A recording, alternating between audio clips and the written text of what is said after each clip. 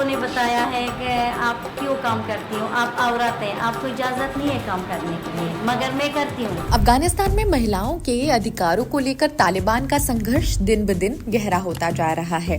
2021 में सत्ता पर काबिज होने के बाद से तालिबान ने महिलाओं के अधिकारों पर कई प्रतिबंध लगाए हैं। अब तालिबान ने एक और बड़ा कदम उठाया है। सभी एनजीओज जो अफगान महिलाओं को रोजगार देती हैं, उनको बंद करने के आदेश दे दिए हैं। ये निर्णय तालिबान की ओर से महिलाओं के खिलाफ जारी दबाव का एक ताजा उदाहरण है। तालिबान के मंत्रालय ने रविवार रात को एक आदेश जारी किया। इसमें कहा गया कि यदि एनजीओज महिलाओं को रोजगार देती हैं तो उनकी गतिविधियों को तुरंत रोक दिया जाए। इस आदेश का उल्लंघन करने पर एनजीओज के लाइसेंस रद्द कर दिए जाएंगे। ये नई पाबंदी 2 साल बाद आई है, जब तालिबान ने पहले भी अफगान महिलाओं को काम करने से रोकने का आदेश दिया है।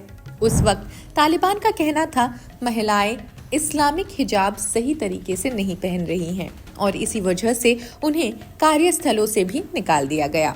संयुक्त राष्ट्र ने इस आदेश पर गंभीर चिंता व्यक्त की है। यूएन प्रवक्ता फ्लोरेंशिया सोतो नीनो मार्टिनेज ने कहा, ये महिलाओं के अधिकारों को नकारने और उन्हें गरीबी और मानवीय संकट में धकेलने जैसा है। इस फैसले का सीधा असर उन कार्यों पर भी पड़ता है जो ह्यूमन राइट्स के मद्देनजर अफगानिस्तान में महिलाओं द्वारा किया जाता है।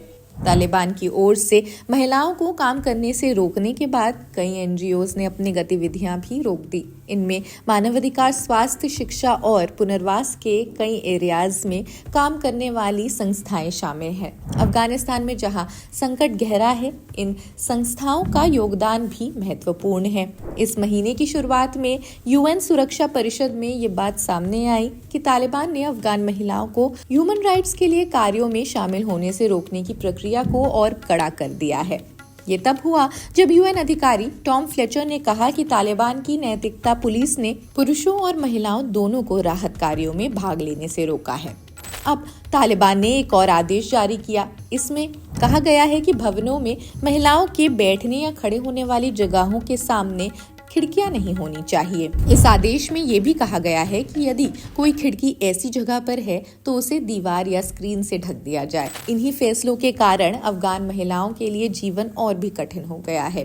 पहले शिक्षा के अधिकार से वंचित कर दी गई, अब उन्हें कार्यस्थलों से भी बाहर कर दिया जा रहा है। तालिबान की ये नीति अफगानिस्तान की आधी आबादी को उनके बुनियादी अधिकारों से वंचित तो कर ही रही है। यूनाइटेड नेशंस और कई अंतर्राष्ट्रीय संगठनों का कहना है कि ये नीति न सिर्फ अफगान महिलाओं के लिए बल्कि पूरे अफगानिस्तान के लिए खतरे की घंटी है।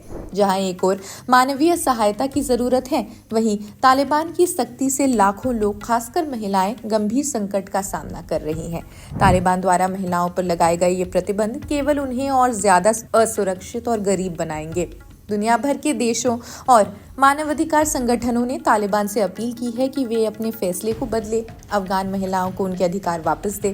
क्या तालिबान अफगानिस्तान में महिलाओं की स्थिति को सुधारने के लिए कोई भी कदम उठाएगा, या फिर ये एक और कठिन दौर है जहां अफगान महिलाएं अपने अधिकारों के लिए संघर्ष ही करती नजर आ रही हैं। लेकिन एक बात स्पष्ट है, अफगान महिलाएं अपनी आवाज उठाने से पीछे नहीं हटती। इस कठिन समय में हमें अफगान महिलाओं के संघर्ष को पहचानना और उसके लिए समर्थन देना जरूरी भी है।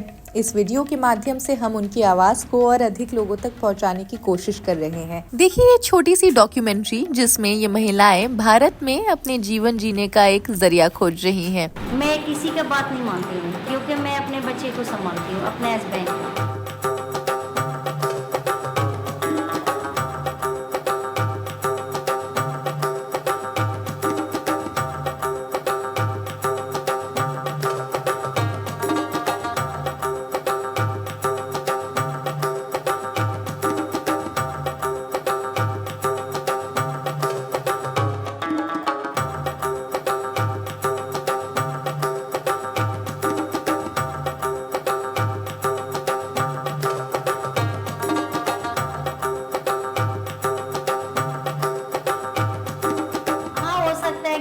खाने का सब कुछ हो सकता है, जो भी खाने के लिए बन जाता है वो बेचना है, वो हो सकता है, क्योंकि हमको अच्छा लगता है कि मैं भी पैर में खड़ी हो जाऊँ, एक बड़ा सा बिजनेस बनाऊँ और मेरा बहुत सारा लोग हो काम के लिए।